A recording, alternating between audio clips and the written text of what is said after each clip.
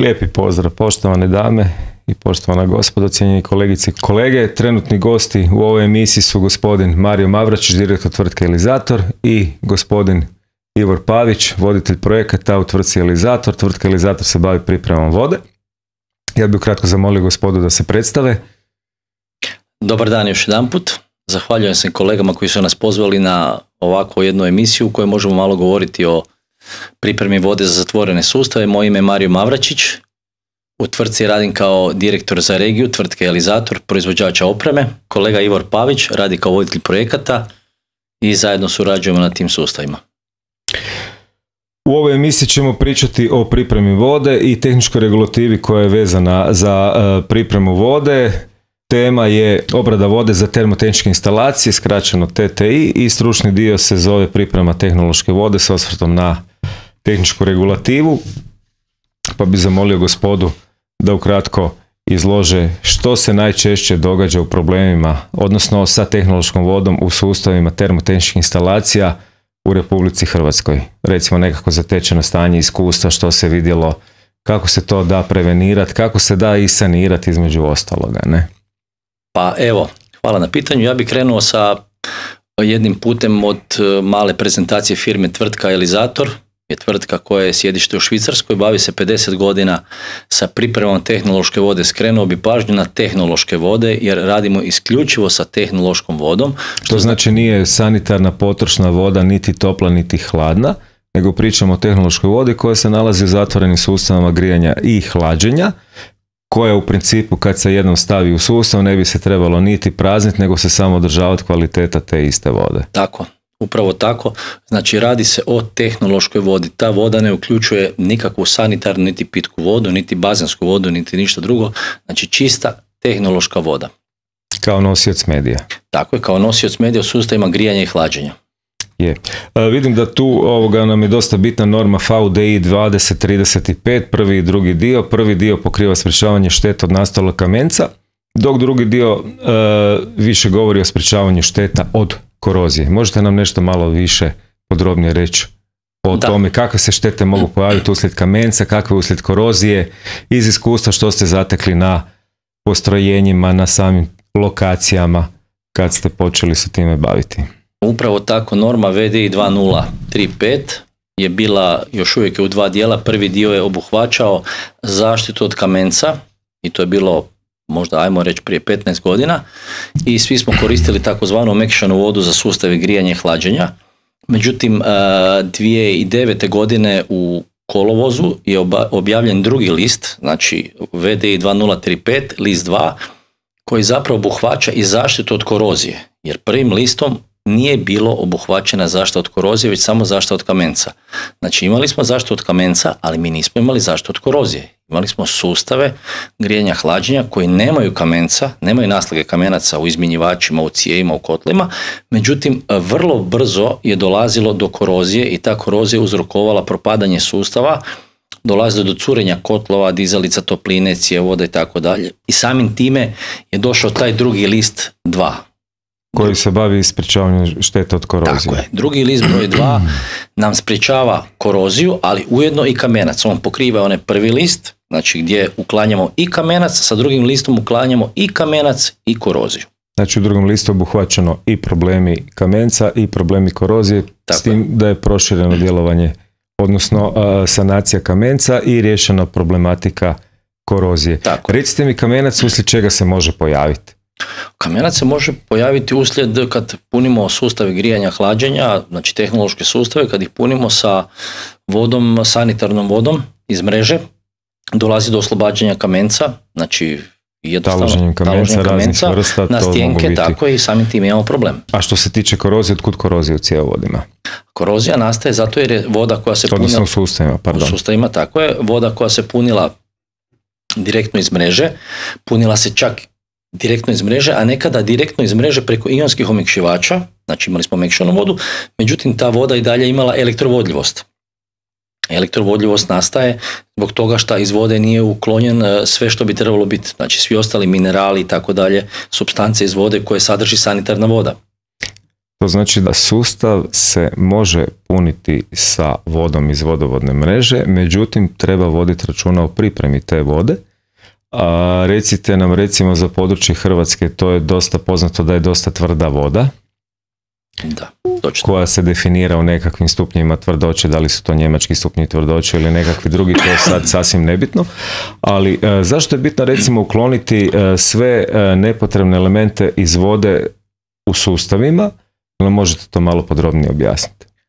Pa prvo ste postavili pitanje, naravno voda u svim dijelovima Hrvatske nije iste kvalitete. Imamo Slavoniju, imamo Istru, imamo Zagreb, imamo Dalmaciju i vodocrpilišta nisu iste kvalitete. Samim time nije ni voda iste kvalitete.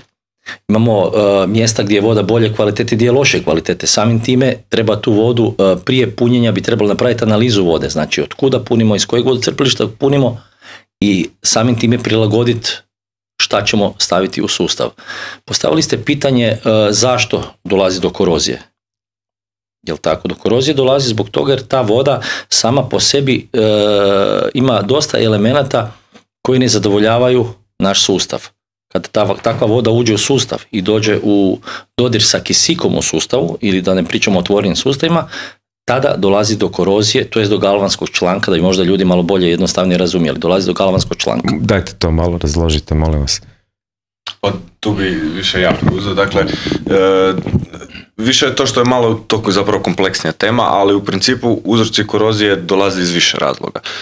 Jedan od razloga, onaj početni sa kojim idemo odmah sa demineralizacijom vode, je ovo što je i gospodin Mavričić rekao, dakle, nastajanje galvanskih članaka zbog provodnosti vode. Dakle, voda se ponaša kao elektrolit ako je punjena, dakle, kao sanitarna ili omekšana voda, dakle, električna provodnost ostaje visoka i zapravo jedan metal se troši na uštrb drugog, dakle, praktički se elektroni sa jednog metala prebacuju na drugi i jedan metal se više troši i zapravo onda vi imate tu jednu koroziju zapravo uzrokovana galvanskim člancima. Druga vrsta korozije zapravo, koja je isto jako česta, je korozija uzrokovana kisikom. Dakle, isto što se isto treba voditi računa, dakle, isto treba se odmah predvidjeti, dakle, nekakav uređaj, naravno imamo i u našem asortimanu, ali nude razne tvrtke i drugi proizvođači. Tako je, neke druge vrste otplinjavanja i dakle svaka ima svoje prednosti i mane. I naravno kamenac koji smo već spomenuli, dakle, koji apsolutno ne bi trebao imati nikakve veze sa zatvorenim sustavima grijanja upravo zbog taloženja, i kad se taloži taj kamenac imamo zapravo velike probleme u prijenosu energije, a i kako sam i rekao dalje, dakle, poslije i oni uzrokuju koroziju. Znači, u principu da bi trebalo prije punjenja sustava tehnološkom vodom napraviti ispitivanje vode, da vidimo uopće kakav je kemijski sastav te vode i onda na osnovu toga bi vi kao firma i ljudi koji se bave tim poslom, pripremom tehnološke vode, definirali tehnološki proces kako bi se ta voda trebala pripremiti, ako sam ja dobro shvatio. Tako, znači mi zapravo nudimo cjelokupno rješenje gdje zapravo imamo cijeli taj support, gdje zapravo kažemo kakav uređaj bi trebao, kako bi se trebalo napraviti, slično, ali isto što nismo možda spomenuli, gdje recimo zadnjih godina u Hrvatskoj sam primijetio da ima puno rješenja vezanih za inhibitore koji jesu rješenje, nisu zelena energija, to jest nije nekakvo, rekao bi, najsretnije rješenje u smislu da kogod koristi inhibitore mora konstantno pratiti tijek sustava, mora konstantno pratiti koliko inhibitora ima u sustavu, koliko je došlo do nadopune, i recimo da je to jedno kompliciranije rješenje gdje mi tu nudimo daleko jednostavnije rješenje gdje zapravo sa demineralizacijom i dodatnim još nekim uređajima koji će održavati kvalitetu vode imamo jedno cjelokupno rješenje. Koliko vidim tu na stolu imamo jedan demo kofer, odnosno možda to čak ni nije demo kofer, nego je zaista kofer za ispitivanje kvalitete vode. Kolega Pavić, molim vas, dajte nam objasniti kad vas netko pozove na analizu vode, kakav je sadržaj kofera, što se unutra nalazi i kako vi zapravo definirate kvalitetu te vode. Izvolite. Dakle, zahvaljujem na uvodu. Dakle, zapravo kofer je predviđen za bilo koga jer stvarno nije ga teško koristiti. Međutim, mi se uvijek tu predstavljamo i uvijek dajemo tu svoju uslugu i naravno olakšavamo korisnicima preko naše usluge kako interpretirati rezultate analiza. Dakle, Koferi zapravo ima svoj pH mjerač električne provodnosti, uz to jasno ima i... pH mjerač bi bilo ovo, jel? Tako je. Dakle, vrlo je zapravo jednostavna upotreba, upravo kako sam i rekao, da može bilo ko to koristiti, jer ovaj instrument bi bio isto mjerač, pretpostavljam. Tako je, električne provodljivosti. Tako je, i upravo zbog tog da može ga bilo ko koristiti. Ovo je dakle tekućina koja se koristi pri kod pH mjerača da elektrode ne budu suhe. Dakle, kad se elektrode na pH mjeraču osuše, one zapravo ne rade svoju funkciju. Ovo je zapravo otopina s kojom možete uvijek provjeriti da li vam pH mjerač dobro mjeri. Dakle, to je otopina od 7 pH. Dakle, vi pogledate da li ako mjerač pokaže 7 pH, dakle, on je ispravan. Ako nije, treba se pristupiti ponovnoj kalibraciji. Koliko vidim, tu imamo jedan uzorak vode. Tako, ovo je baš jedan primjer gdje nas je korisnik zvao, gdje je htio našu analizu, gdje zapravo je htio za cjelokupno naše rješenje, gdje smo, kako se vidi i po uzorku, korisnik imao velike probleme zapravo sa korozijom, dakle, začepili su se i radijatori. To se može vidjeti na prvi pogled ovako, ako je voda smećkaste boje, znači očekivati da ima unutra elemenata korozije, pogotovo ako je cjevovod od nekakvog čelika, onda bi se ta boja mogla očekivati. Ja? Tako je, to je već stadij gdje znamo da je zapravo korisnik u većim problemima i zapravo u Hrvatskoj, nažalost, i ovo najčešći primjer. Ima i par primjera gdje dođemo na sustav gdje zapravo se nije toliko uznapredovala korozija, ali pri analizi onda vidimo da je visoka električna provodnost i onda im upozorimo zapravo korisnika da vrlo brzo će doći do korozije, jer jednostavno voda ima preveliku električnu provodnost da ne bi došlo do korozije poslije. Pa onda dajte, molim vas, pokažite na postupak kako vi sad procjenjujete kako je stanje te tehnološke vode za koju ste rekli da je možda već i kasno. I kako su onda rješenja, kako se to sanirati i izbjeći takva boja vode. Tako je. Dakle, zapravo prva stvar koja se radi je taj vizualni dio gdje se zapravo odmah vidi da je, mora malo promučkati jer zapravo se ovakva voda dobije kad uzmemo uzorak i zapravo se odmah vidi da se nešto loše događa jer je boja već sad nekako crna, znači vrlo vjerojatno se radi o koroziji, to zapravo željeza, jer ovo je neka ta indikativna boja za željezo.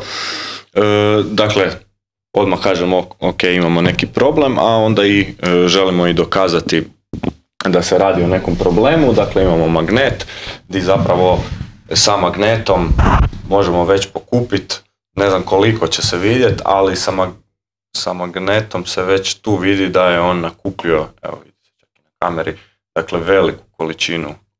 Kako se bistri zapravo. Tako je, i zapravo se odmah i bistri voda, jer kupi sad taj cijeli metal koji je zapravo bio u vodi, to jest bio je otopljen i zapravo evo, što ja duže ovo radim, zapravo što to ću više skupiti tih magnetičnih materijala i zapravo onda mogu i korisniku odmah reći da se radi o koroziji, dakle da je već velik dio zapravo unutarnjih dijela cijevi ili kotla, nije bitno, načet zapravo koroziju.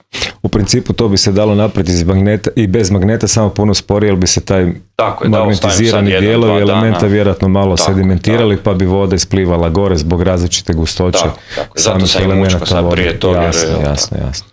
To je zapravo prvi i tu se već vidi da se radi o koroziji, ali onda isto tako kažem, dakle tu se ne radi o mrtvoj vodi, kao dokaz tome zapravo se prvo mjeri električna provodnost, to je bitno da se prvo mjeri električna provodnost, da ne mijenja električnu provodnost vode. Dakle, ako pH metar prvo iskoristimo, on ima svoje ione, to jest da pH sonda može uopće raditi, mora imati, dakle, zbog otopine, recimo to minerale, i zapravo kad bi uronio sad njega, povisilo bi električnu provodnost ove vode.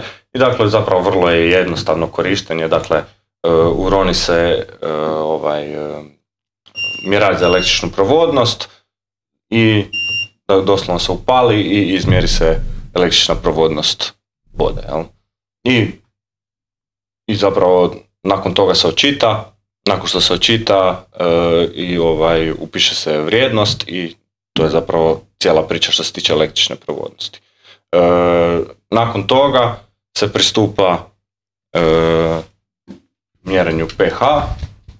pH se isto tako na jednostavan način, dakle zapravo doslovno isti način, on je jedino, dakle ima tu vodu, to jest taj za elektrode svoje i dakle ostavi se, kod njega jedino drugčije malo što njemu treba malo duže naspram električne provodnosti, dakle da očita tu pH vrijednost i nakon toga ako nije unutar 8 do 10 pH, dakle onda isto imamo problem. Nisam napomenuo isto kod električne provodnosti, dakle ako je iznad 100 mikrosiemensa po centimetru električna provodnost, onda imamo problem, pa čak i u nekim slučajevima ovako više iz iskustva mogu reći, dakle i do 200 mikrosiemensa je recimo prihvatljivo, ali onda se već treba regulirati češće, vidjeti da li se povišuje ta vrijednost, ako se povisuje treba se pristupiti nekom rješenju. Dobro, sad smo mi detektirali zapravo da imamo problem, ne? Tako je. I što sad bi bilo poželjno predložiti krajnjem korisniku, odnosno nekom investitoru, vlasniku tog sustava, kako bi mi to mogli sanirati i riješiti? Dakle, u ovom slučaju kad imamo već očit problem nastanka korozije, zapravo uvijek sugeriramo da se sustav očisti. Dakle, ima opcija kad voda nije ovako, to jest puna zapravo magnetičkih materijala. U tom slučaju zapravo nudimo opciju samo kružne demineralizacije, znači doslovno tu vodu koja već je u sustavu, radimo kružnu demineralizaciju, zapravo jedna vrsta, pa recimo dijaliza bi ja to tak nazvao, gdje zapravo snižujemo električnu provodnost i zapravo dobivate tehnološku vodu. U ovom slučaju uvijek zapravo sugeriramo da se sustav očisti. Dakle, imamo alkalno sredstvo i zapravo bitno je napomenuti da je alkalno. Dakle, većinom su se prije koristila kisela sredstva koja zapravo grizu sve. Znači, kiselo sredstvo ne bira, znači sve što ima u sustavu to grize i zapravo se i radi možda i veći problem. Znači, preporuka je nekakvo lužnato sredstvo koristiti? Tako je. Iz razloga što ne uništava toliko. Tako je, djeluje doslovno kao sapun. Dakle, isto je bitno naglasiti da zapečeni, znači imali smo i situacije gdje je sustav daleko već otišao u koroziju i gdje je metal jednostavno se zapekao za drugi metal i tu nema pomoći, dakle tu se treba mijenjati cjevovod, ali ako se radi o naslagama, dakle onda je Sanol tu apsolutno se pokazao jako izvrsno rješenje. Kako moguće recimo detektirati? Da li je moguće uopće detektirati gdje je došlo do tolikog uništenja cjevovoda da ga treba mijenjati ili je u principu to čak nekad nemoguće detektirati pa treba mijenjati kompletan sustav cjevovoda? Pa realno jako je teško zapravo ocijeniti, zapravo se najbolje vidi kad je zapečeno kad bi se prerezala cijev i vidjela da li je došlo. Jasno, to pitam iz razloga zašto su te naši cjevovodi uglavnom izolirani sa raznim vrstama izolacije i tako dalje, nekad su čak ugrađeni u građevinske elemente i onda je to jako teško zapravo detektirati. Čisto zbog toga, znači u principu što bi trebalo? Trebalo bi kvalitetno pripremiti tehnološku vodu kako bi se izbjegle skupe financijske investicije u održavanje i sanaciju svega toga, jer ako vi morate, osim što trebate mijenjati cjevovod i demontirati dio građevine, to su izuzetno veliki troškovi. Je, tako je, upravo tako. A nećemo pričati o troškovima prenosa energije gdje su jako veliki gubici, gdje i pumpe trpe jer zbog povećanog otpora strujanja troše veću količinu energije i tako dalje i tako dalje. Evo, zahvaljujem na zornom prikazu kako Demokofer radi. Nadam se da će naši gledateljice i gledatelji to shvatiti vrlo ozbiljno, jer priprema tehnološke vode je jako ozbiljna stvar iz mojeg stanovišta gledišta, nadam se i iz vašeg. Ako imamo lošu vodu, imamo velikih problema i u prijenosu energije i u kvaliteti same instalacije, a naravno i također što se tiče današnjih uređaja koji su vrlo osjetljivi na kvalitetu vode koja se stavlja u sustave i proglašava tehnološkom vodom. Jesam ja to dobro shvatio? Tako je, točno. Evo ja bi se malo samo vratio još možda korak unazad, vezano za tu vodu koju je kolega govorio. Današnji novi sustavi, moderne tehnologije zahtijevaju u samom startu takvu vodu.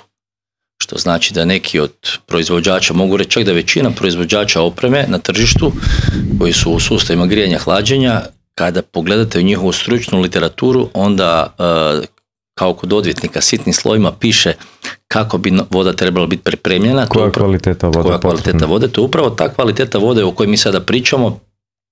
Međutim, još uvijek kod nas malo zanemarena, ali većina tih proizvođača traži da to bude pri prvom puštanju u pogon 50 do 70 mikrosiemensa. Znači to bi bilo, ajmo reći, za prvo punjenje, prvo puštanje u pogon, gdje bi serviseri trebali vjeriti garanciju da će sustav dobro raditi, dobro funkcionirati. To znači da u principu tu tehnološku vodu koju mi do nema dugo smo puštali direktno iz sustava vodovoda, bi trebalo svakako pripremiti prije nego što uđe u sam sustav instalacije, s time da bi tu instalaciju trebalo kvalitetno isprat prije punjenja i prvog puštanja cijelog tog sustava u pogon. Gledajte, stvari stoje ovako. Ako bi trebali sve raditi po nekom pravilu, svaki novi sustav kada se napravi, jel? Bilo da su to crne cijevi, bakrene cijevi, plastične cijevi, sve te cijevi u sebi imaju određenu prljavštinu. Realno bi bilo svaki sustav isprat novi. Prije puštanja u pogon ga isprat. Dobro bi ga bilo naravno isprat sa sanolom, koji je alkalni, pričali smo o tome zašto. I kad ruke peremo sa sapunom, ne peremo samo sa običnom vodom. Masa kolega u struci na gradilištu gdje se puštaju novi sustavi kaže mi smo isprali sustav. Tu su crne, ako pričamo o većim sustavima, tu su crne cijevi, jel tako? Crne cijevi su iznutra masne, kad izađe iz željezara ona je masna iznutra. Sami tehnološki proces zahtijeva da cijev bude masna.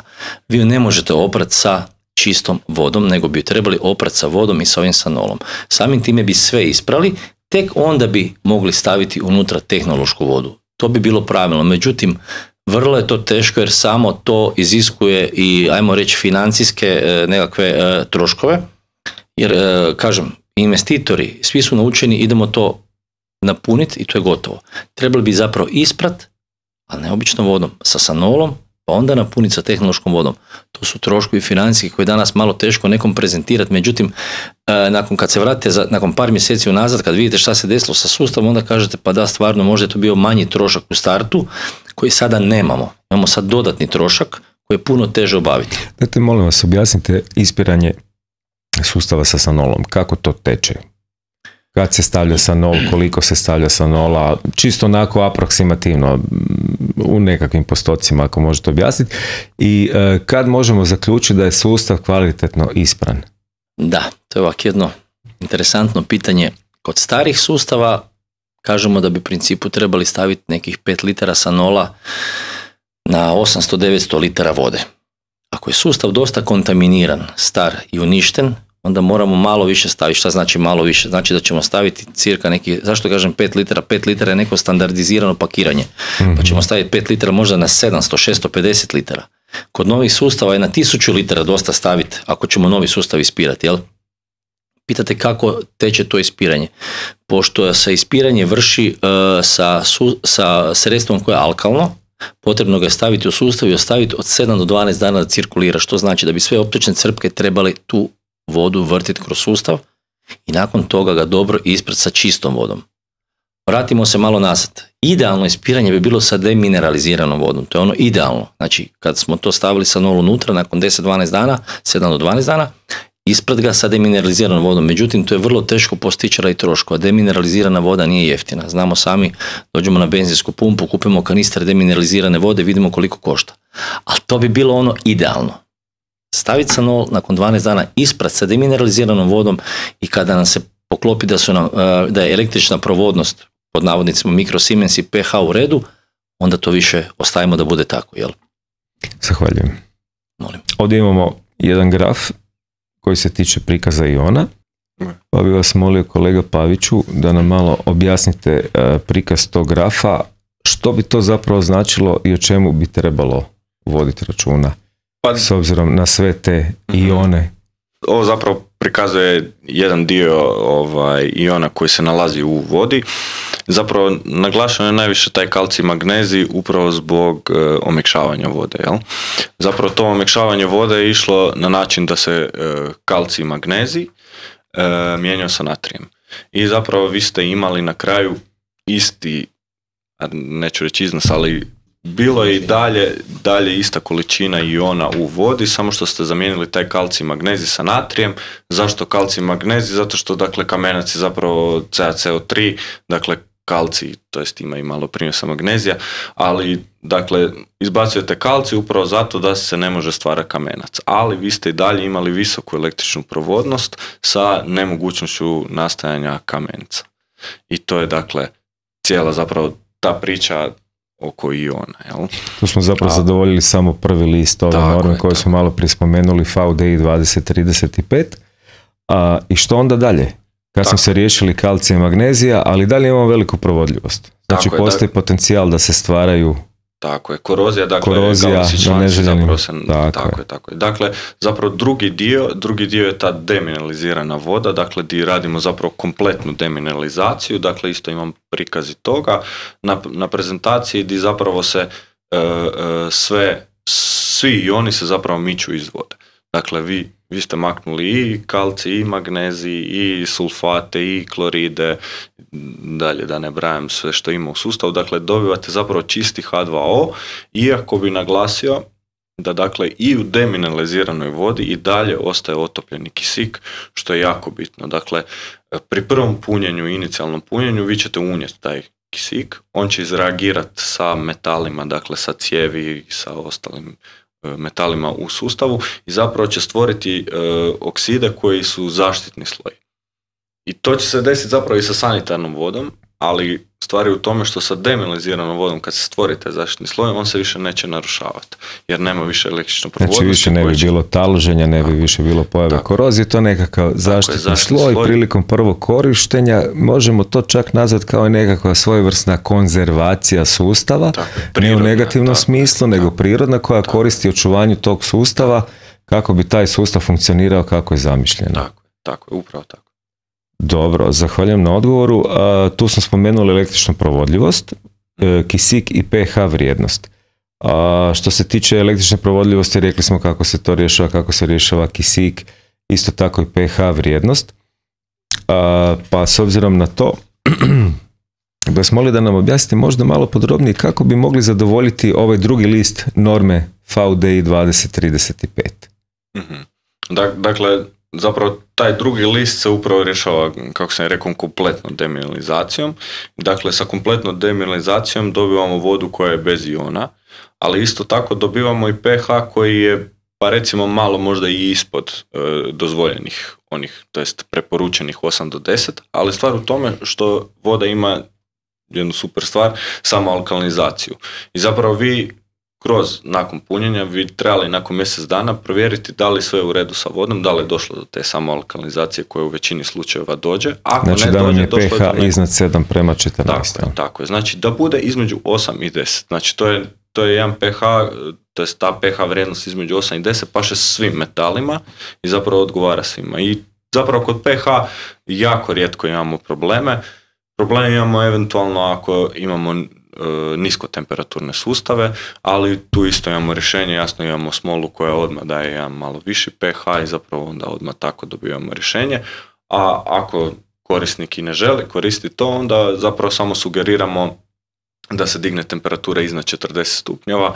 Nakon što se digne temperatura iznad 40 stupnjeva izlazi ugljična kiselina koja zapravo i uzrokuje taj niski pH i zapravo onda dobivamo već odličan taj pH, to jest taj preporučeni pH. To znači da u principu sustavima termotehničkih instalacija isto kao i ljudskom organizmu pogoduje da smo u stanju lužnatosti, ne u stanju kiselosti. Znači između 8 do 10, to je bilo preporučljivo i vrlo poželjno kako bi imali kvalitetnu ne samo vodu nego i cijeli sustav instalaciju kako bi to mogli koristiti onako kako smo željeli, da ne imamo nekakvih energetskih gubitaka i svih ostalih gubitaka koji se vežu uz gubitke energije. Ne? Tako.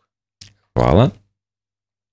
Dajte malo recite oko tih mikrosiemensa po centimetru. Tu možda malo sama ta jedinica mikrosiemensa po centimetru je zbunjujuća, pa čisto da nam malo objasnite. U principu zašto se koristi po centimetru, jednostavan razlog upravo zbog vode, niš drugo. Znači, dakle, voda je medij, zapravo je litraža koja je zapravo decimetar kubični, pa onda isto tako i po centimetru. Kolega Mavričiću, jedno pitanje na samom početku. Mene zanima zbog čega je preporučljivo voditi računa o kvaliteti vode u našim sustavima. Molim vas, izvolite. Da, ovo je jako dobro i interesantno pitanje. Zbog čega, zašto to koristimo? I ja bi čak malo preformulirao zašto to prije nismo koristili. Pa nije niko preporučljivao. Preporučivao. Točno. Prvo bih rekao zašto nismo prije koristili. Zato jer je sva oprema u sustavima grijanja i hlađenja bila puno masivnija, robustnija, cijevi su se uvijek znale predimenzionirati, nije bilo tih finih materijala, izmjenjivači su bili cijevni, danas su pločasti, znači protoci su puno fini, ide se na manje protoke, a traži se puno više energije da bi se izvuklo iz tih protoka, iz tih izmjenjivača i da bi iskoristivost bila što veća. Zašto to radimo i zbog čega to sad treba raditi? Zbog toga jer oprema sve finija, sve zahtjevnija i sa puno manje površina daje nam puno veću energiju. Što će se desiti ako to ne koristimo ili vaše pitanje je zašto to koristimo? Desit će se sljedeće. Imat ćemo u cjevovodima naslage mulja, naslage kamenca, oprema neće biti efektivna, oprema nam neće dati energiju koju mi trebamo, koju mi želimo, oprema će početi propadati, ali počet će propadati u vrlo kratkom roku. To govorim zašto? Zato jer imamo iz iskustva nekoliko, imamo dosta objekata koji su po 2-3 godine stari gdje stradaju pumpe optočne, crpke, pločasti izmjenjivači, dizalice topline, kotlovi, ventili, ventilokonvektori, radijatori, da dalje nabrajam. Zbog toga to moramo koristiti. Oprema je sve finija, kad nastane trošak na toj opremi nakon određenog vremena, moram reći čak i pod garantnim rokom, onda se postavlja pitanje tko će to platiti? Tko će platiti štetu nastalu na sustavu, a i tko će platiti izgubljenu energetsku učinkovitost? Jer vi ste te 2 godine potrošili puno više energije da bi probali zagrijati vaš objekat na određenu temperaturu ili ga ohladiti. Nema veze, jel? Trošimo određeni energent. I nakon toga se postavlja pitanje tko će platiti tu energiju, tko će platiti opremu koja je uništena. To vam sve govorim jer imamo objekte na kojima se već to desilo i gdje je oprema bila pod garantnim rokom. Zbog toga to koristimo, zbog toga se traži tehnološka voda, zbog toga se traži očuvanje sustava. Ukratko bi mogli zaključiti da kvaliteta vode je zapravo jako bitna stvar u tehnološkim sustavima. Kako bi izbjegli neočekivane troškove održavanja, kako bi izbjegli neočekivane ili neželjene troškove na potrošnji povećane energenata, bilo to struja, bio to plin, biomasa ili bilo koja druga vrsta energenta. Sam li u pravu? Jeste, totalno ste u pravu. Ja bih možda malo što preformulirao. Možemo imati idealan sustav, idealnu opremu, skupu opremu koja je 100% energetski razred klase A+, i tako dalje. Međutim, ako imate lošu vodu, ta oprema će vam propast u vrlo kratkom roku. Što znači da, mislim da danas još uvijek se malo dodaje pažnje na punjenje sustava sa vodom, sa kakvom vodom se puni, ali mislim da je to vrlo jako bitno pitanje. Prije snimanja same emisije sam rekao, imate čovjeka koji može imati 100 kila, ali ima lošu krvnu sliku, jel tako? Znači njegovih 100 kila ništa ne znači, on je zapravo jako loše. Morate mu prvo popraviti krvnu sliku. Ja to volim zato reći jer nama u tim sustavima voda je nosioc energije. Medije. Znači sve se događa od točke A do točke B. Vi kad imate jedan kotao, dizalicu, da ne spominjem sad koji je energent, šta je zapravo nosioc energije, ali kad imate dobro uređenu i vodu, tehnološku vodu, vi imate vrlo male gubitke od točke A do točke B, nemate gubitke. Kad imate lošu vodu, nepripremljenu, vama nakon određenog vremena cjevovodi postaju začepljeni, ventili su začepljeni i vaš kotao ili neki drugi nosioc energije vrlo puno tu trpi na tome, puno energije troši da bi vi tu prostoriju ohladili ili zagrijali. Da, i puno brže se haba i puno su veći troškovi energenta na sam transport te energije i to sve vodi k tome da postane skupa eksploatacija, a to uopće ne želimo. Znači u samoj eksploataciji imamo puno gubitaka, ali imamo i gubitaka na oštećenju opreme, to je vrlo bitno. Tako je, da. Kolega Paviću, recite nam malo nešto o kisiku u sustavima tehnološke vode, odnosno zašto je kisik nepoželjan u tim sustavima?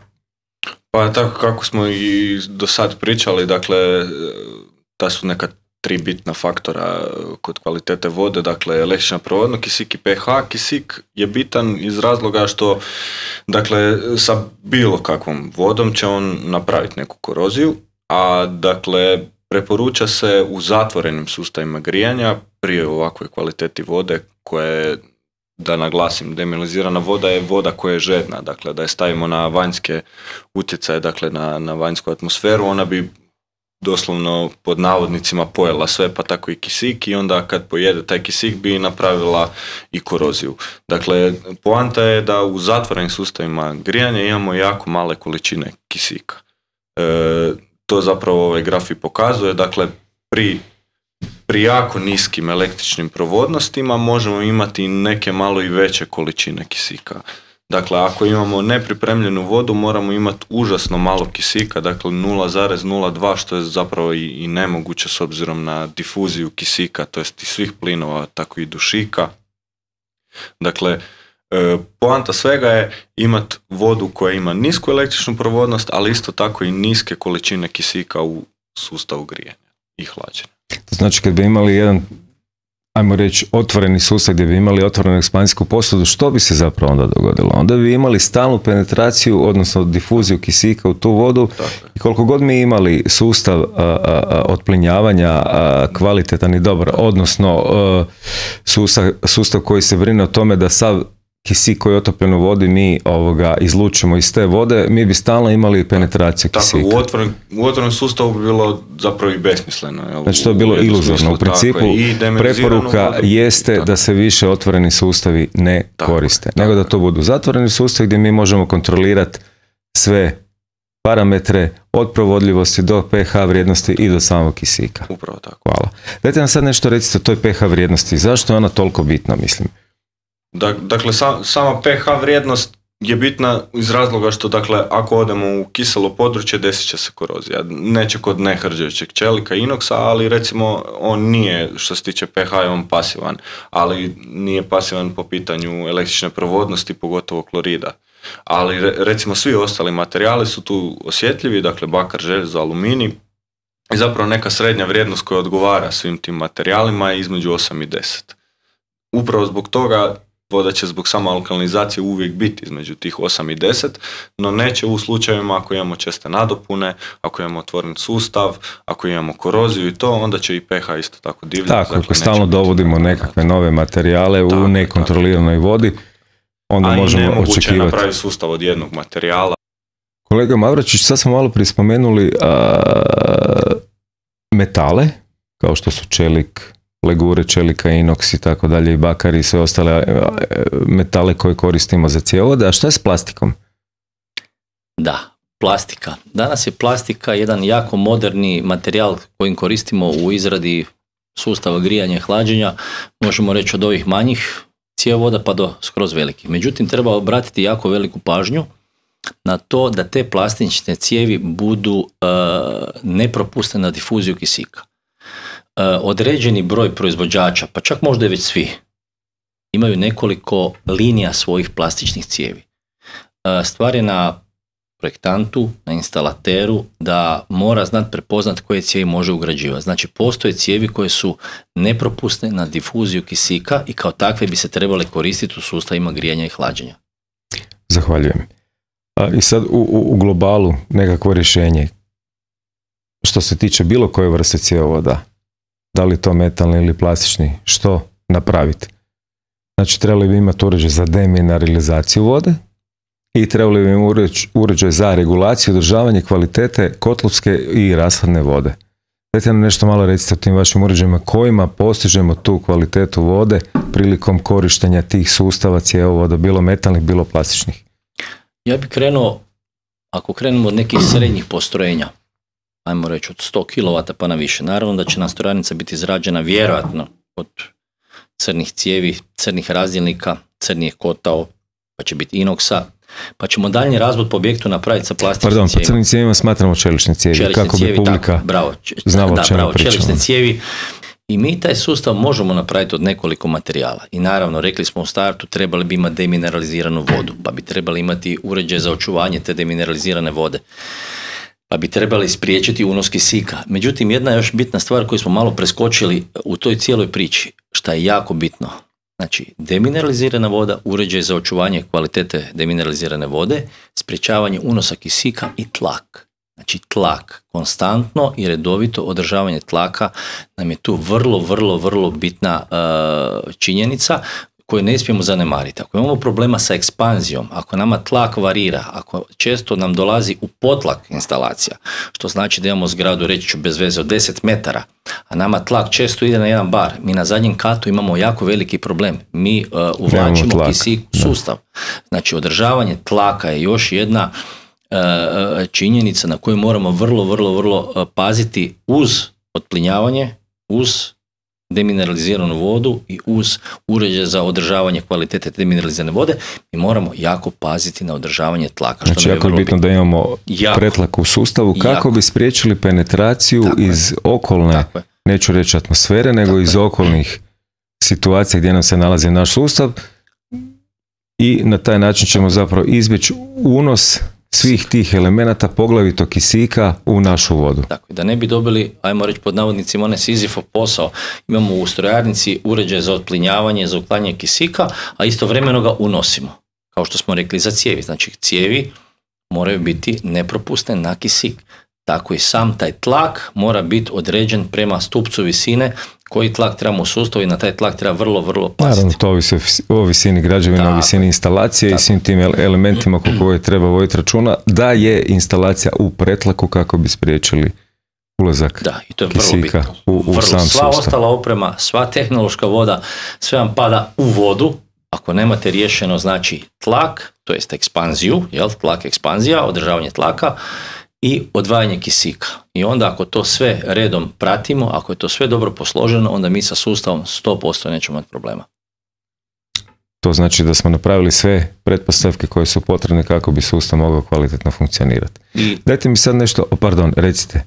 I sigurno će dobro funkcionirati. Znači, uz te sve naše pretpostavke, ako brinemo o svim tim stvarima, onda sustav neće imati problema. 100% provjereno, kako se kaže, jel? A sad bi neko mogao, nevjerni Toma, reći u principu da njegov sustav i sad funkcionira bez svih tih parametara. Međutim, ja bih se nadovezao, vi ćete me nadopuniti. Sigurno funkcionira, ali pitanje je uz kakvu energetsku efikasnost. Tako je, to je bitno i vrlo bitno je reći koja je energetska efikasnost, ali još jedna je stvar bitna. Neki mali sustavi, što znači mali sustavi? Neki kućni sustavi koji imaju 100, 200, 300 litara vode. To znači nekakve obiteljske kuće, manje zgrade. Tako je. Oni, ukoliko vodu ne mijenjamo često u sustavu, što znači često, ne znam da smo spomenuli, da bi se voda smjela zamijeniti samo 2 puta u nekom vijeku tog sustava. Znači, to znači u 20 godina. U 20 godina bi možda trebali jedan put, 2 puta maksimalno zamijeniti vodu u sustavu, ne više. U kućnim instalacijama zapravo vam se to i dešava. Vi imate u kućnoj instalaciji vodu po 10, 12, 15 godina. Ako idete u rekonstrukciju pa je praznite, ako ne idete, voda vam stoji duže u sustavu. I zato ti mali sustavi, kućni, većinom nemaju problema. Problem je kod velikih sustava, industrijskih sustava, škole, bolnice, gdje se često rade neke izmjene na cjevovodu, gdje se često nešto radi, neki su zahvati i tu gdje se iz nekog razloga prazni tehnološka voda, a nadopunjava se sa običnom vodom koja nije tretirana. Tako je. Ja pretpostavljam da vi kao renomirana tvrtka imate i sustave za rješenje kako demineralizirati vodu, pa vas molim da nam malo isprezentirate te sustave demineralizacije vode. Pa tako je. Ja bi to podijelio ovako na nekoliko sekcija. Znači, tvrtka Elizator koja se bavi proizvodnjom te opreme, znači ne samo prodajom, nego proizvodnjom, podijelili smo sustave za demineralizaciju na manje, srednje i veće. Ajmo grubo rečeno, što znači manji? Manji sustavi, to su nam sustavi koje koriste instalateri koji rade manje objekte, koji rade serviseri, kotlova, da bi mogli nadopuniti sustav. Imamo tu jednu patronu na stolu, jel? Dajte, slobodno. Ovo možemo reći da je ovo jedan od manjih demineralizacijska patrona koja nam može služiti za napuniti manji kućni sustav. I u većini slučajeva može koristiti kao patrona koji će koristiti serviseri kad dođe na nekakav zahvat pa popravi plinski bojler, dizalicu topline pa ispusti 20 litara vode van. Sa tom patronom on to može nadopuniti. Naravno, s tom patronom može puniti veće sustave, će trebati jako puno patrona, pa onda to nije isplativo, jel? Drugi dio, ta patrona, da bi mogla funkcionirati, da bi instalater znao kada je potrošio tu patronu, ima dvije varijante. Može znati da ima ovdje tablica koja će mu pokazati koliko litara vode prođe kroz nju, pa onda on kaže efektivno vidiš patrona se meni potrošila i zbrinjavamo ju u komunalni otpad. Međutim, postoji mjerač. Naša tvrtka proizvodi mjerače koji se instalira ovdje, digitalni mjerač, danas sam da se vidi, da vidi se, evo, i onda taj mjerač pokaže vama 100% kada je patrona potrošena, pokaže vam koliko litara vode ste vi usipali u taj sustav i ajmo reći da je to jedno profesionalno rješenje. Kad se patrona potroši, mjerač se spremi u kofer, patrona se zamijeni. Ovakva ista patrona se radi i u dužini od 1 metra. Samim time se i povećava kapacitete patrone. U sklopu toga imamo patronu koja u sebi ima također smolu, ionsku smolu, smjesu, jel? Ona se većinom koristi da se stavi na zid i da bi možda korisnik mogao sam neke kućne instalacije, znači ovo je sve pričamo o kućnim instalacijama, da mogu kućnu instalaciju sam nadopuniti, a ne da direktno iz pipe puni vodu i onda ako ste vi njemu napunili prilikom prvog puštanja u pogon ste mu stavili tehnološku vodu, a on kasnije nadopunjava, u principu ne bi smio nadopunjavati, tako je sve u redu, jel? Ali ako nadopunjava, onda smo izbacili ovu liniju gdje ne treba ti mjerač, već smola promijeni boju. Znači ona je sada bež boje, kad se smola potroši bude plave boje. I samim time korisnik zna da ju može zbrinuti otpad, uzeti drugu. Te patrone su vrlo malo kapaciteta, 100-150 litara, zato jesu većinom za nadopunu. Ali su dovoljni za manje instalacije, kao što su recimo kućne instalacije. Kad smo riješili tu liniju kućnih instalacija, možemo preći na jednu liniju koju možemo reći koriste malo ozbiljni instalateri i veće firme.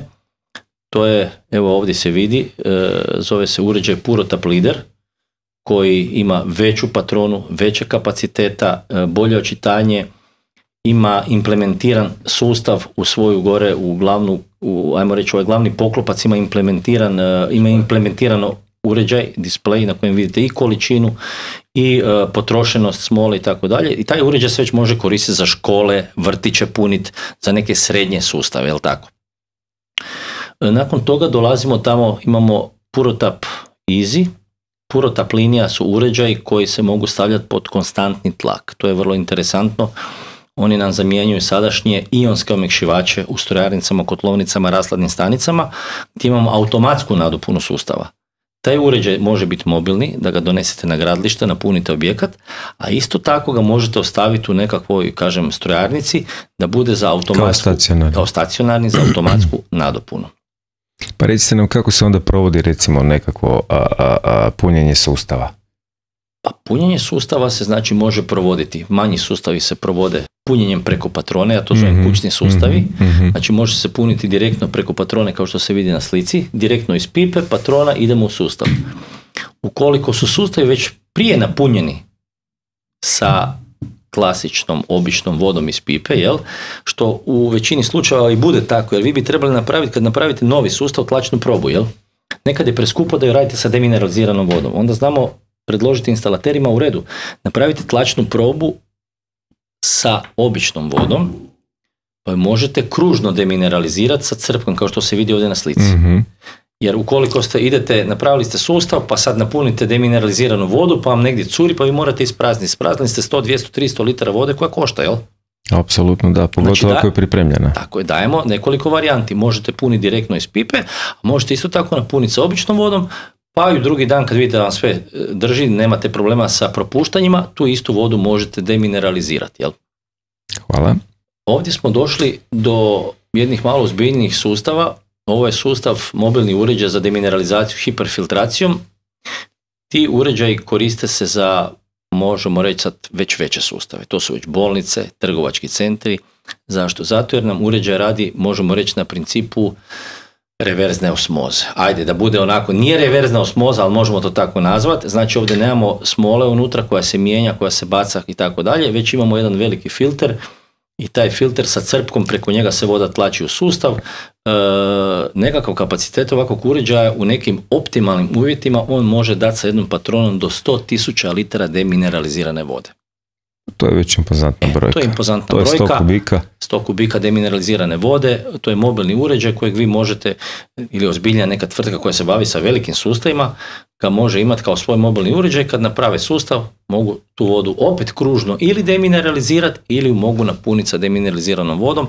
Samim time i litra demineralizirane vode je puno povoljnija iz ovog uređaja nego iz ovih patrona. Sada smo došli o uređajima koje smo malo prije spomenuli, evo to su Purotap Compenso uređaji, rade se u 25, u 50 izvedbi, znači 25 i 50, imamo i 12, tu ovdje nije vidljivo, imamo 12, 25 i 50, to znači određuje količinu smole u uređaju, znači smole koja služi za demineralizaciju vode. Jel? Ti uređaji se u većini slučajeva koriste ili za direktnu nadopunu. Što znači ta brojka 12, 25, 50?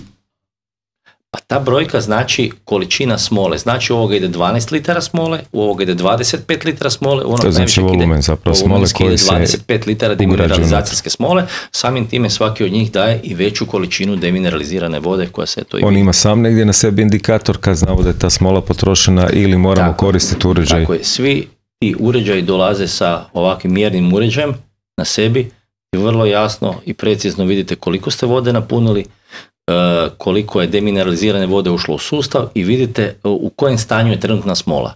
U principu možete znati kad smolu treba zamijeniti, jel? To je jako praktično. Kako bi korisnik znao ili služba održavanja u kojoj situaciji da li treba pripremiti sustav za izmjenu patrone ili može još ovoga pričekati. Htio bih samo napomenuti što je vrlo interesantno kod tih mjernih uređaja koji su na tim demineralizatorima, dobra stvar je da vi možete unijeti podatak. Znači kad korisnik dođe, kaže u redu, ja želim da ja punim vodu sa 100 mikrosiemensa, jel? Kad vi prođete 101, automatski vam ovdje već zvučno i signalno vas upozorava da ste prošli. Znači ima zvučna signalizacija, vjerojatno nekakva ledica treperi u crvenoj boji, pretpostavljam. Tako je, koja vama kaže potrošili ste smolu, zamijenite ju. To je vrlo interesantno, pogotovo kod ljudi koji su u tehničkoj službi na održavanju, pa kad uđe u strojarnicu, on već sa vrata može vidjeti da je smola potrošena. Što blinka, što ne blinka, da i kojom bojom, da. Hvala. Kolega Mavričić, recite nam čemu služi uređaj Sorbox? Pa cijela linija naših uređaja, od Sorboxa, od Elizatora Trio, od Elizatora Industriala, služi da bi kondicionirali i održavali kvalitetu demineralizirane vode u sustavu koju smo unijeli, znači, u taj sustav, jer sama ta demineralizirana voda neće dugo ostati demineralizirana u sustavu. Nakon određenog vremena njezina kvaliteta će postati ponovo upitna.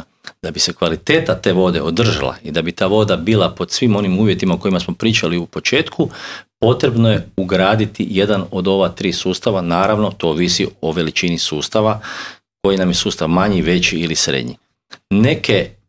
Nego ja bih rekao elektrokemijske reakcije, kako oni funkcioniraju, bi prepustio gospodinu i kolegi Paviću. Dapače, izvolite kolega Pavić. Pa evo, kako je gospodin Mavrić i rekao, dakle, to su uređaji koji zapravo održavaju kvalitetu vode. Zašto treba održavati kvalitetu vode? Pa zapravo vrlo je jednostavno. U principu voda se uvijek nadopunjuje, to jest ne bi se trebala puno, trebalo bi do 10% u godini dana to je neka kao dopuštena granica, koju ne bi trebalo prelaziti. Često se u Hrvatskoj prelazi, ali to je već druga tema. Dakle, iz tog razloga imamo uređaje koji zapravo održavaju kvalitetu vode. Uz samu tu nadopunu mi uvijek imamo i difuziju kisika koja se sigurno događa neovisno o tome kakav je sustav, kakvi su varovi i slično, dakle difuzija kisika se događa. I iz tog razloga zapravo imamo uređaj koji održava tu kvalitetu vode. Dakle, ideja zapravo svih tih uređaja, dakle kako Sorboxa, Tria, Industriala, je zapravo ta magnezijska anoda, to jest žrtvena anoda, koja se zapravo troši umjesto sustava, to jest dijelova sustava, dakle ostalih metala u sustavu i zapravo vrlo je zgodno rješenje u smislu to je zapravo magnezijska anoda i zapravo magnezij reagira sa kisikom. Magnezij kad reagira sa kisikom veže uz to još i vodik i zapravo vi onda imate i reguliranu pH vrijednost i zapravo taj otopljeni kisik koji ne može ni jedan otpljenjač riješiti jer je otopljen, dakle i to rješava i uz sve to dakle imate i dalje sniženu vrijednost električne provodnosti. U slučaju Sorboxa imamo i mogućnost cirkulacijske demineralizacije gdje zapravo možete umjesto magnezijske anode staviti i zapravo jednu patronu koja demineralizira vodu i zapravo ovo su uređaji zapravo koji su uvijek u sustavu, najčešće u bypassu negdje i zapravo vi možete ostaviti 1-2 dana tu patronu i zapravo ste izdemineralizirali vodu i niste trebali ništa doslovno ni raditi. Jel? Recite nam nešto o elizatoru Trio. Ja bih zapravo samo spomenuo još jednu stvar kod Sorboxa, što je zajedničko Sorboxu, Triju i Industrialu.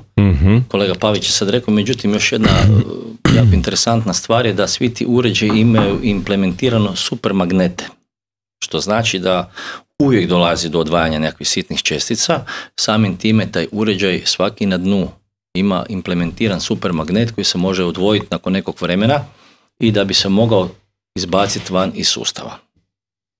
Hvala. Kolega Mavrić, recite nam na trenutak malo o elizatoru Trio. Čega se uređaj sastoji, čemu služi, kakve ima funkcije? Izvolite. Evo, kao što smo rekli, elizator Trio radi se u izvedbi 15, 20, 25, znači to ovisi o količini vode u sustavu, manji sustav, veći sustav, još veći sustav, jel? Uređaj je, možemo reći, multifunkcionalan, ima žrtvenu magnezijsku anodu, ima magnet i ima ispusnu slavinu na dnu uređaja. Funkciju magnezijske anode je objasnio malo prije kolega Pavić, koja odvaja kisik, taj kisik kad se odvaja izlazi van preko gore ovog ozračnog lončića, jel? Imamo ovdje bočno sa strane na dnu jedan magnetni filter koji na sebe skuplja još sve sitne čestice koje se odvajaju u sustavu, uvijek će se odvajati, znači super sitne, to su čestice kao brašno i onda možete svaka 3-4 mjeseca to sve ispustiti na slavinu van iz uređaja Trio, međutim uz preduvjet da morate pratiti tlak. Što znači da bi bilo dobro prije nego idete ispirati uređaj, da tlak podignete barem za pola bara otprilike, da ne bi došli u potlak. To je jako važno napomenuti zbog jer masu puta se desi... Nadopune kako ne bi pao tlak, pa opet dolazimo do onog problema penetracije kisika u sustav i tako dalje. Vraćamo se opet na početak, točno. Hvala. S obzirom da smo došli do nekakvog zanimljivog tu dijela, kako ta anoda djeluje, pa ja bih možda zamolio kolegu Pavića da nam malo objasni oko te elektrokemijske reakcije na anodi, što se događa. Dakle, probat ću ne ulaziti na način previše, bez možda previše ulaska u dubinu, nego više popularnim jezikom kako bi što više nas to moglo percipirati, vidjeti zapravo u čemu je čarolija te anode. Ne? U biti u čemu je čarolija je zapravo to što taj magnezij veže kisik i zapravo to je najvažnija stvar, a uz sve to, pošto je magnezij toliko reaktivan, znači svaka reakcija koja se događa, dakle gubitak elektrona i slično se događa na anodi, a ne na ostalom metalu. Znači ne seli se, nego je samo alocirano na magnezij. Magnezij je dobar zato što jako dobro reagira s kisikom i kad se ta anoda potroši, zamijeni se zapravo s novom. Isto tako treba voditi računa o održavanju tlaka, odnosno to se jednostavno sa shut-off ventilima zatvori kako bi se moglo zamijeniti. Tako je. I to ta anoda kad se izoksidira, kako ona izgleda? Ona zapravo ne izgleda. Zapravo ne izgleda, nema, ali s obzirom da naravno smo i na to mislili, onda ta anoda zapravo ima mrežicu oko sebe, da taj sav zapravo oksid ostane unutar mrežica. Ne, znači to se jednostavno izvuče i to je u obliku nekakvog praška koji je zapravo malo vlažan zato što je stalno uronjen u vodu, kad bi se osušio bio bi kao nekakve krute čestice. Tako je. I s tim da ako imamo neki sustav koji je u dobrom stanju, dakle prethodno je punjen sa demineraliziranom vodom, znači 2 do 4 godine se anoda može trajati. Ne treba ni mijenjati. Znači to je zapravo u principu još jedan od indikatora stanja tehnološke vode u samom sustavu, odnosno i stanja samog sustava. Ako se anoda ubrzano troši, znači da nešto nije u redu i treba intervenirati. Tako. I naravno na svakom od naših tih proizvoda ima indikator koji pokazuje zapravo koliko se anoda potrošila. Hvala. Evo, sad smo prošli elizator Trio, pa možda nešto o elizatoru Industrial. Pa zapravo je to uređaj. Nije isti, odnosno, naravno, ali princip, vrlo sličan proizvod koji zapravo ima sve isto kao i Elizator Trio, ali ima daleko veće anode, ali zapravo ima veće anode upravo iz razloga jer se koristi u daleko većim sustavima. Znači njegov kapacitet je puno veći nego kod Elizatora Trio, ali sama bit je identična, samo drugačije, možda kućište, možda nekakve boje, kolore, oznake i tako dalje, ali se koristi kod velikih sustava. I on je obavezno u bypassu, dok Trio može biti i u direktnom, dakle, protoku. U direktnom protoku, jel? Znači, Industrial uvijek je u bypassu. Postoji nekakav poseban razlog zašto uvijek u bypassu ili je to jednostavno?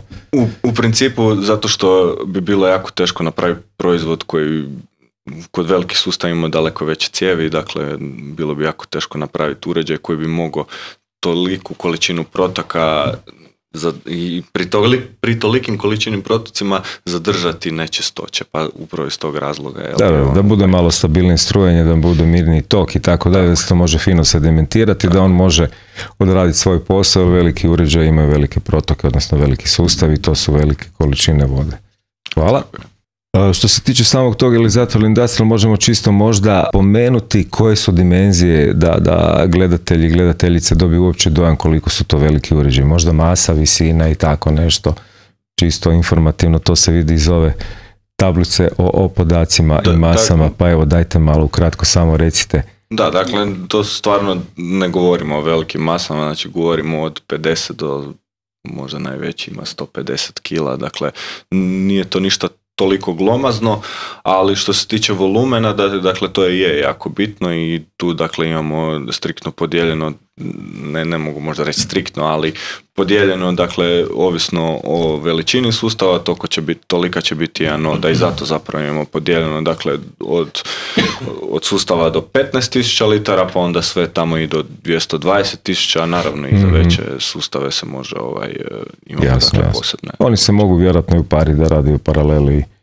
Tako je, pa se onda na taj način kompenzira da nema potrebe i raditi još jedan uređaj koji bi bio visine 3-4 metra, jer pitanje koje strojarnice i kotlovnice imaju te visine. Jasno, u tom slučaju čak ih i postavljamo onda jedan na polaz, jedan na povrat, jer recimo na polazu imamo daleko i bolje otplinjavanje zbog većih temperatura i bržih reakcija, dok na povratu se puno bolje skuplja mulj, to jest magnetični materijal.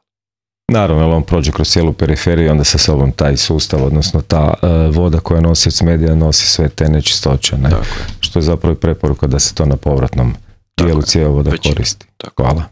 Ovdje imamo protektor, to je nešto novo, pretpostavljam, čim piše novo, znači da je to nekakva novina. Čemu nam služi protektor? Zapravo je to jedna nadogradnja na Industrial. Dakle, vrlo slična priča Industrialu, no ovaj uređaj još dodatno ima i mehanički filter. Dakle, upravo zašto je mehanički filter? Upravo zato što smo primijetili da u puno zapravo sustava imamo i problem i sa nemagnetičnim materijalom.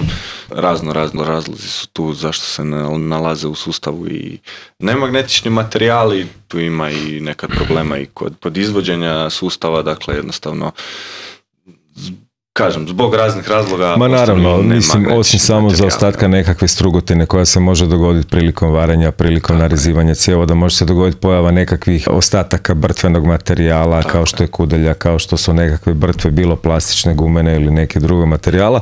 Onda je to dobro imati jedan mehanički filter koji bi to zapravo mogao skupiti na jednom mjestu i on se jednostavno očisti.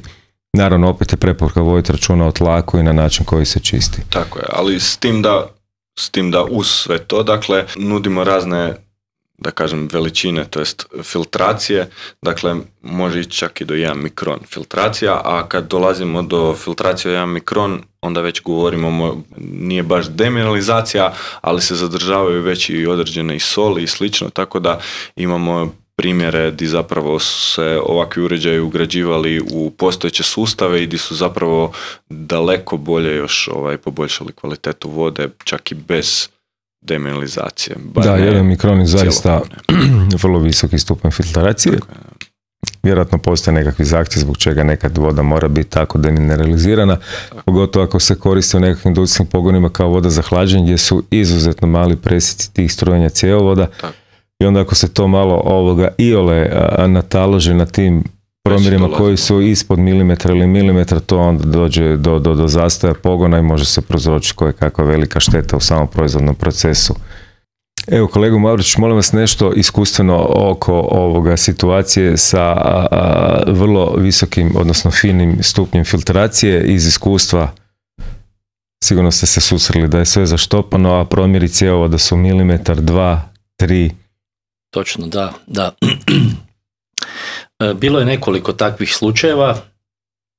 Jedan od slučaja je bio gdje smo imali duplostjeni cjevovod, jer recimo tvornica čokolade, pa imate duplostjeni cjevovod, u sredini ide čokolada, okolo morate imati protok vruće vode, da bi održavalo u tečnom, i tu voda mora biti, bi rekli ljudi, tip top. Kod takvih slučajeva, znači, voda mora biti filtrirana na 1 mikron i mora biti sve odlično. Ja bi se samo još malo nadovezao oko uređaja protektor. Zašto je on još jako interesantan? Postoje veliki sustavi, kao što imate zrakoplovne luke i tako dalje, da imate 100-200 kubika vode, nekad i više. Tu je nemoguće funkcionirati ubacivanje sanola i ispiranje. Probajte zamisliti 200 kubika sustav, imali smo ga u Zagrebu, ne želim ga imenovati. 200 kubika sustav i da vi ubacite sanol, koliko bi to koštalo, kako bi se to ispralo, kako isprati cjevovod koji je DN 300, DN 500, jel? Kakve bi to trebali biti crpke kad vi to ispirete? Vi to ne možete ispirati sa crijevom od pol cola, 3/4, znači to je u principu nemoguće isprati.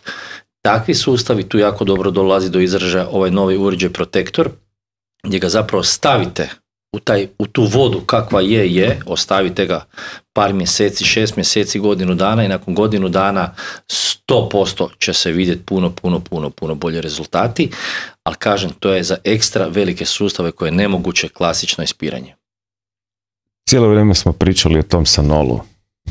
Ja vjerujem da publiku zanima što je to sanol. Možda kemijski sastav nećemo moći saznati ili je to patentirano od tvrtke ili Zator, ali malo ukratko koliko možete ovako komercijalno ispričati o njemu. Kemijski sastav baš i nije dostupan, jel? Pošto se radi o sredstvu alkalnom, sredstvu koje nije na bazi kiseline. Cijelo vrijeme pričamo o tom sanolu. Ja bih se vratio na ono pitanje zašto sanol? Zbog čega sanol? Pa upravo zato što imate, pogotovo kod nas, dosta sustava koji su kontaminirani, koji su zagađeni i gdje je voda prljava, gdje imate puno taloga, pogotovo kad pričamo o podnim grijanjima, stropnim hlađenjima i tako dalje, gdje su fini mali protoci, gdje vi nakon određenog vremena imate onaj sitni, fini magnetit kao brašno koji se nataloži, kojeg vi ne možete isprati sa vodom, evo kao što se sad na slici vidi. Tu jako dobro sanol dolazi do izražaja. Koristi se na sljedeći način. Na način da on ostaje 7 do 12 dana u sustavu. Malo sam sad preskočio, vratio bi se ponovo zašto taj sanol. Jel? Vrlo jednostavno, vi sustav kad želite dobro i kvalitetno isprati, onda kad ruke želite oprati, operete ih u sapunu, mislim sam to čak i rekao na početku. Na taj način taj sanol funkcionira. Međutim, ima jedan veliki plus sanola, što sanol ima svu potrebnu dokumentaciju da se može zbrinuti u klasični odvod, rešetku, slivnu. Nije potrebno posebno zbrinjavanje, zato ima oznaku green. Jel? To znači, grubo rečeno, mi stavimo sanol u sustav, izvršimo ispiranje sustava i nakon toga to jednostavno ispustimo u odvodnju, bez ikakvih konsekvenca ne u smislu zakonskih, nego u smislu na okoliš. Što je bitnije po meni od zakona. Ako se mi pridržavamo nečega, onda nama zakon ne treba načelno. Jel? Međutim, pričamo o sanolu koji je razrijeđen. Sanol dolazi u koncentraciji, kao takav ne može ići u odvodnju, nego razrijeđeno u sustavu grijanja. Tako, ukoliko se primjenjuje, kao što se spominjali, 5 do 6 litara na 700 do 800 litara vode, onda je on u takvoj koncentraciji da ne utiče na okoliš. Naravno, koncentracija vjerojatno bi izazvala, kao i svaka lužena, nekakve negativne reakcije. Jel? Imate još jednu stvar dosta bitnu, često to ljudi, instalateri zaborave, kaže stavili smo sanol, ali pa nije nam sve opralo. Kada peremo sa sanolom, svi radijatori, svi potrošači, svi ventili moraju biti otvoreno, ako je moguće ručno otvoreno, i sve crpke na najveći broj okretaja. U tih kako 7, bi bili 10, sigurno da taj sanol je zaista dopro do svakog kutka, ajmo to tako reći, odnosno dijelića instalacije. Točno. Da li postoji možda, da li ste se ikad susreli kad ste stavili sanol u sustav, nakon ispiranja da se dogodilo negdje curenje, rupičasta korozija na cjevovodima ili na radijatorima ili na fan coilima ili na nekakvim perifernim elementima ili možda na samom kotlu ili na samom rashodnom agregatu?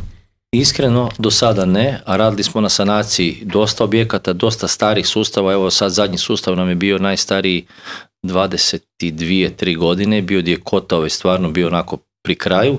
Isprali smo sve to sa sanolom i zapravo za danas još drži. Jel? To znači da su to bili debelostjeni kotlovi, pretpostavljam. Iako nije to načelno moguće ne očekivati. Pa gledajte, uvijek se morate ograditi, znači mi prilikom svakog nuđenja naših sanola pri razgovoru sa instalaterima, projektantima, ko već, ajmo reći, ovisi kojim putem će sanol krenuti, jel? Nekad ga koristi instalater, nekad ga projektna kuća odmah stavlja u projekat kad se radi o starim sustavima. Jasno. Imali smo velike sad sustave u Hrvatskoj koje smo ispirali sa sanolom, od toga se morate nekako odgraditi, jer vi ne možete znati kad vi operete cjevovod, vama zapravo možda nekakva ljuskica drži da vam nigdje ne procuri. Yeah. I to je normalno.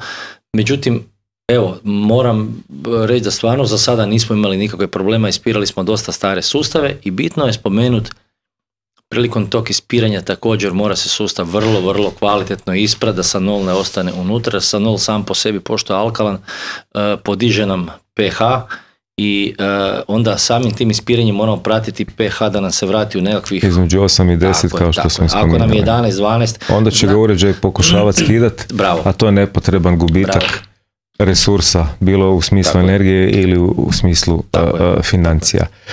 Evo tu koliko vidim imamo još jedan primjer kako bi se ti uređaji mogli ugraditi, pa dajte nam malo kroz ovu šemu objasnite.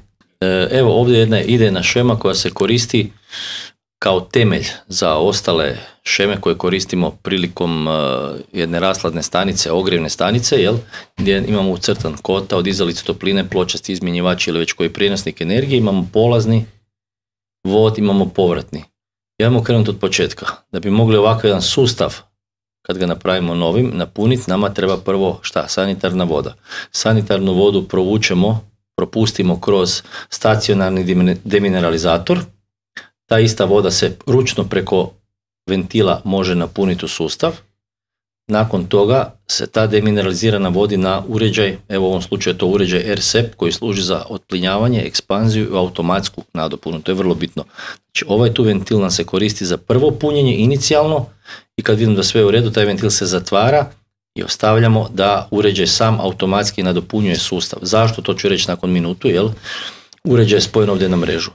Da bi očuvali tu demineraliziranu vodu, imamo ugrađen uređaj Elizator 3 o kojem smo pričali prije par minuta, koji je za regulaciju održavanje vode, kotlovske. Bilo bi dobro kad se taj uređaj ugrađuje u bypass da ima priključak sa usmjerenjem. Što to znači? Mi možemo u svakom slučaju ovdje staviti jednu crpku koja bi stalno mogla cirkulirati kroz taj uređaj, međutim da bi smanjili troškove, da ne mora biti crpka, ima automatski i manje mjesta za nekakav kvar ako nemate crpku, onda se u tim nekim sustavima može ovako uvariti pod nekim kutem koljeno, hamburški luk, mi to kažemo, i da dobijemo prirodni tok vode kroz taj uređaj koji se vraća nazad. U ovom slučaju smo ga stavili u polaz, može se staviti i u povrat. Kada je u polazu, apsorbirat će većinu kisika, izbacivat će van molekularnog. Ako ga stavimo u povrat ovdje dole da smo ga stavili, onda bi nam više služio kao sakupljač pod navodnicima nekako još mulja, ostataka i sustava prljavštine i tako dalje. Uređaj koji nam je ovdje dolje naveden je uređaj RSEP. On je jedna dosta bitna komponenta o kojoj smo stalno pričali. Znači, ovo nam je za održavanje kvalitete vode, ovo nam je za demineraliziranu vodu. Međutim, ovaj uređaj ovdje, RSEP, nam koristi da bi mi tu vodu držali pod tlakom, koji mi želimo jasno, da bi imali dobru kvalitetnu ekspanziju i da bi imali istovremeno jako dobru automatsku nadopunu. Što to znači? U jednoj sekundi kad vi izbacite, ajmo reći u 5 sati, 6 sati radnih, izbacite 2-3 decilitra kisika. Dobro, kisik ne mjerimo u decilitrima, ali će vam faliti 2-3 deci vode u sustavu, ovaj uređaj će u istom momentu toliko dodati. Što znači? Koliko smo kisika izbacili u sekundi, znači on prepoznaje. I to preko tlaka. Automatski 0,02 nadopunjuje, znači dozira jako precizno, a samim time, pošto ima 2 cijevi, vidimo tu gore, uvarene su 2 cijevi na povratnoj cijevi, koji se vraća u sustav, on također služi za otplinjavanje vakumsko, jer ta voda koja dolazi unutra smiruje se i tu ima jedan odušak koji izbacuje van. Tako da nam je taj uređaj i također jedna jako, jako bitna komponenta u sustavu. Znači to je zatvoreni sustav koji radi vakumsko otplinjavanje i automatsku nadopunu sustava. Zahvaljujem. Kolega Mavrić, kolega Pavić, cijelo vrijeme pričamo o nekakvim štetama. Evo, sad ovdje možemo vidjeti doslovno kako te štete izgledaju na sustavima cjevovoda i opreme. Pa dajte malo, ako imate volje, objasnite nam što se može dogoditi u sustavima ukoliko ne koristimo preporuku kako bi se ta voda trebala kvalitetno tretirati. Točno. Evo na ovoj slici niže navedeno, žao mi je što je to 1, 2, 3 slike, tih slika mi u našem albumu imamo, moram reći stvarno stotine, stvarno, u godinu i pol dana što smo skupili. Nažalost, većina slika je iz novih sustava. Šta to znači? Da su to sustavi koji su još uvijek pod garantnim rokom. Znači nije prošlo još možda niti 2 godine da su ti sustavi već kontaminirani. Kao što vidite ovdje dolje, ja ću malo pokazati, cijevi su začepljene, možemo reći skroz. Vi više protoka nemate. Koliko se vidi, cijevi su imate jednu sliku, baš drugu. začepljene. Imate gornju sliku koja nam prikazuje stjenku kotla, tako je, to je stjenka kotla koji je jednostavno propao, korozija ga je pojela i on je uništen kao takav. Nažalost, jako puno takvih sustava je koji su još, mi moramo reći novi, mi pričamo o sustavima godinu, 2, 3. Mi smo imali sad nekoliko sanacija. Dakle, ovo su slike iz novih sustava. Kažem, žao mi je da vam ne mogu više prikazati. Možda to znači, trebali... To u principu je vrlo neugodna situacija. Kad ste vi još pod garantnim rokom, imate novu opremu, očekujete od njega da to i radi zaista vrlo kvalitetno na vrlo visokoj razini i onda vam se dogodi procurivanje kotla ili na nekakvom dijelu cjevovoda nemate protok i sad to treba nekom objasniti. Evo, na ovom gore kotlu vidimo također jedno procurjenje, oštećenje kotla koje je nastalo pregrijavanjem, naprezanjem, voda nije bila dobro pripremljena i kotao gdje je najslabiji, tu je popustio, jel? Htio bih skrenuti pažnju samo na to da nije sad stvar samo ovih kotlova. Mi smo sanirali nekoliko objekata u ovoj godini, u prošloj godini da ne pričam, to su objekti sve noviji. Novi kotlovi, kad pričam novi, ja govorim od godinu do 3 godine. Ajmo reći u tom nekom rasponu, ali najviše grešaka se pokazalo nakon 2 godine. 2. 3. mjesec imali smo prekrasnu stambenu zgradu sa vrlo skupom ugrađenom opremom koja je u sred zime stala. Znači u sred zime su korisnici ostali bez grijanja, bez tople vode, jer se desilo ovo što vidite ovdje na ovoj slici dolje, to se desilo njima na pločastim izmjenjivačima i na ITP podstanicama, jel nisu imali dobrog protoka i ljudi su ostali bez tople vode, bez grijanja. Sanacija takvog objekta je koštala strašno puno, u 100.000 kuna, šteta je bila u 100.000 kuna jer se ne radi o 10 stanova, nego se radi cirka o 100-tinjak stanova unutra. Šteta je bila u podstanici glavnoj, gdje su se izmjenjivači začepili, naravno, koje je određeni proizvođač morao nove donijeti, da li su dali u garanciji, nisu, to ne želimo ulaziti. Međutim, kod takvih stvari, htio bih reći onako zdravo seljački, dobijete 2 pljuske. Prva pljuska je da korisnik više nema energiju, ne može se grijati, ne može se hladiti ili nema tople vode za tuširanje. Druga pljuska je financijska. Znači financijska pljuska i postavlja se pitanje tko će platiti tu opremu koja je otišla u garantnom roku. Tu sad nastaje jako veliki problem. Imali smo u zadnje vrijeme, smo bili na dva sustava koji su čak završili na sudskom procesu, jel? Gdje će se sudski dokazati tko je kriv. Tko je kriv? Izvođač, investitor koji nije možda želio to ugraditi, projektant koji to nije isprojektirao, uglavnom šteta je nastala.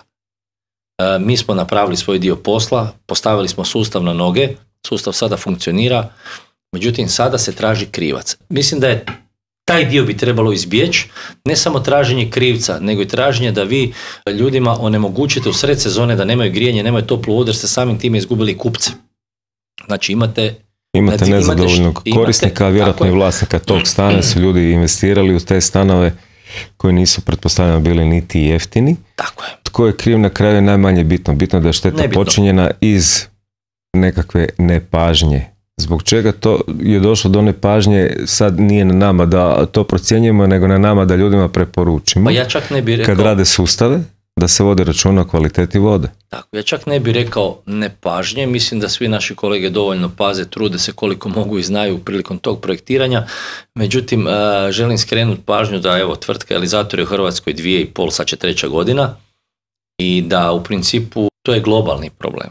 Znači to je problem da nitko o tome nije vodio brigu, ne zato što nije htio, ne zato što nije znao, nego smatram da nismo bili kao tržište dosta dobro educirani. Mi smo imali sreću u nesreći što smo prvi na našem tržištu počeli sa tom obradom vode, vidjeli smo gdje je problem, pokušali smo te probleme riješiti, implementirati našu opremu i vidjeli smo da to stvarno jako dobro funkcionira. Kažem, ne bi koristio reći da je neko kriv, nije tu niko kriv, svi smo radili po nekakvoj uhodanoj šemi. Bila je klasična, napuniš sa vodom, omekšanom ili vodom iz pipe i to ide. Ali tu je možda važno napomenuti da osim što kada se ti uređaji ugrade, da ih treba i održavati, odnosno voditi računa u eksploataciji o njima i njihovom stanju. Naravno. I auto kad kupite morate ga servisirati, bicikl kupite morate servisirati, jel? Danas je u principu sva oprema se mora servisirati, ne postoji ništa bez servisa. Nama je u tu ruku dobro, odlično što imamo uz samu prodaju i proizvodnju te opreme, imamo i servis, imamo osigurane rezervne dijelove i u principu mogu reći da se ponekad, možda i u istom danu može riješiti. Međutim, kod naše opreme je vrlo dobro što, ako se, ajmo reći, u onim uređajima pričali smo Trio, Elizator, Industrial, ako se da potroši i naš serviser ne može doći idući dan ju zamijeniti, neće se ništa desiti.